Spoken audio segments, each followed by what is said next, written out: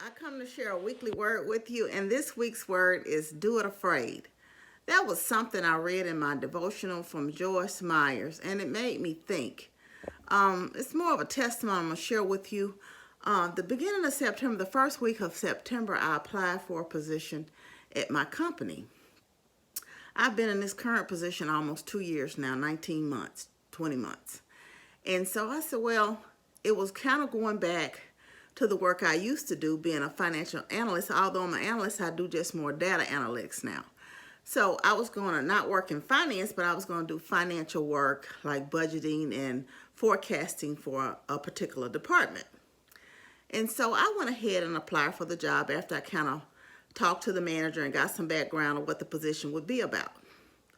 Well, it took almost 2 months, right at 2 months before I heard something back saying, are you still interested in the position? Would you like to interview? I'm getting ready to schedule interviews. And I said, well, of course, yes, I am.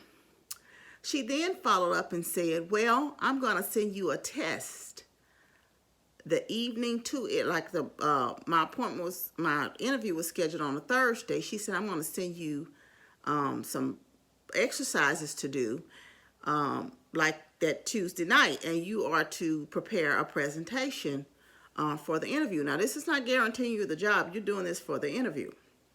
So I said, okay. Once I got it that Tuesday night, I was like, I don't even know how to approach this. I've been so far removed from that work for so long, I started to doubt myself. I said, well, no, I'm just going to decline the interview. I'm just not going to go through with it. Fear had kind of almost paralyzed me. And something said, no, you can do this. Do it afraid. And that kind of brought me back to that, reading that devotional in Joyce Myers. So I started out doing it, y'all. You would think all my doubts will be gone. I've gotten far removed from doing formulas and things like that. So I'm like, yeah, no, I don't know. I don't know if I'm even doing this right. And, I just had got frustrated with myself. I'm like, no, I just got turned around on the numbers and doing the presentation. It just was terrible, y'all. I can't tell you. And so in the middle of it, I'm going to say, the heck with this. I'm not finishing this. This is taking up too much of my time. I'm not going to do it. But I persevered and I pressed through it. And I said, God, just let me stick to this. Let me stick this out. So I'm saying, you stick this out and you see what's going to be of it. You've done this work before. Why are you doubting yourself? So, y'all, I went on and finished it. I went on an interview that Thursday, and I did well on the interview. I felt I was confident. I was at peace. And most of the time I am, because I'm talking about stuff I've done in my past working experience, blase, blase. And so, y'all, a week passed. Oh, I didn't get the job, by the way. I didn't get the job. But that wasn't the lesson that I got into it. The manager called me. And she said, Donna, I just wanted to call you. And y'all, that's not the custom that happens. Normally you just get a form letter to say, you didn't get the job. Another candidate has been selected.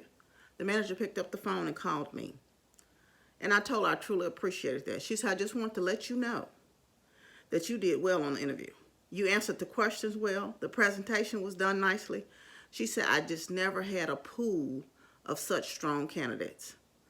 I said, well, it's good to know, because there's nothing else I could have done different. She said, it's nothing else you could have done differerently. You did well on the interview. I don't know what it was in that person that ultimately got the job, that or outshine me or outshine the other candidates. But I told her I just appreciated the feedback. And the lesson to me was, you move forward in fear. And I could have been left sitting on the unknown. Did I get the questions wrong? Did I mess up on the interview? But at least I had that feedback to know that it was all well. And I did okay. And sometimes we allow fear to paralyze us, not knowing, just fear of the unknown, saying we just going to defeat ourselves before we go forward and do it. And sometimes you have to move forward in fear, move forward in uncertainty, because the Bible says that even the strongest, the bravest of braves, with the heart of a lion, will utterly melt. And that's in Samuel. So even if you have fear You have to just trust God and have faith and move forward. And even though the answer or the outcome may not be what you want it to be at the end, yes, I would have loved the job. But I always say rejection is protection. But I was able to get feedback to know that what I had accomplished, I had did the answer, it was correct, it was right, and it kind of helped me renew and gain some confidence back in doing something that I hadn't done. You would think that I would have confidence after doing this type of work for all these years. But I had kind of like so far removed from it, I'm like, am I even doing this stuff right? So, that was just a lesson to not let fear paralyze you, to have faith in your dreams, your hopes, have faith in God, and try it, because nothing beats a failure but a try. And if you allow fear to paralyze you, you will never overcome. You will never get an answer you need. You will never get these confidence built up.